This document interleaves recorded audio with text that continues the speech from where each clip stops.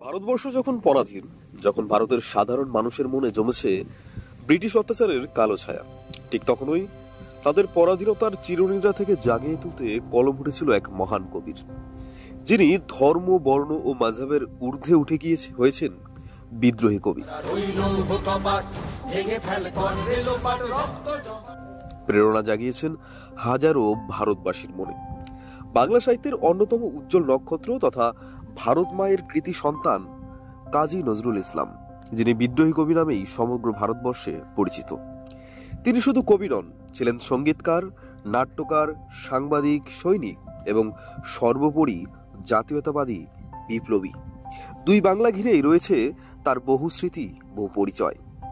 1899 সালের 24শে মে পশ্চিমবঙ্গের বর্ধমান জেলার চুরুলিয়া গ্রামে তার জন্ম। শৈশব থেকেই দারিদ্র্য ও সংগ্রামের মধ্য দিয়ে বড় হন কাজী নজরুল ইসলাম।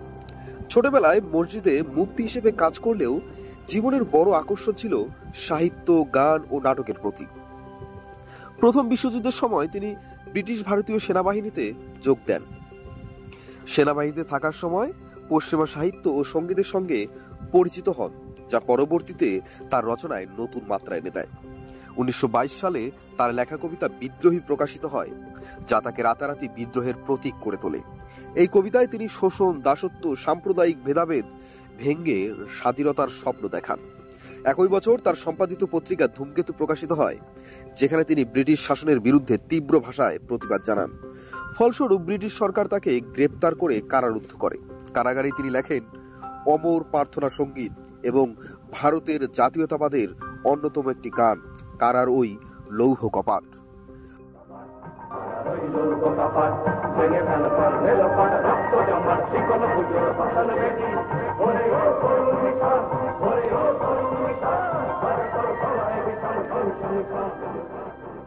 ভারতীয় জাতীয়তাবাদের ইতিহাসে নজরুলের নাম বারবার উচ্চারিত হয়।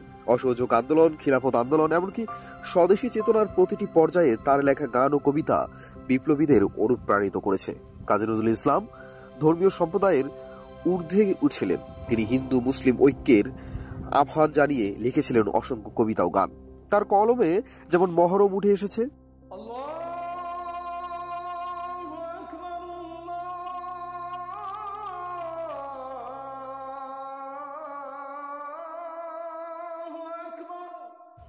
তেমনি শিব বন্দনাও সমান মর্যাদা পেয়েছে।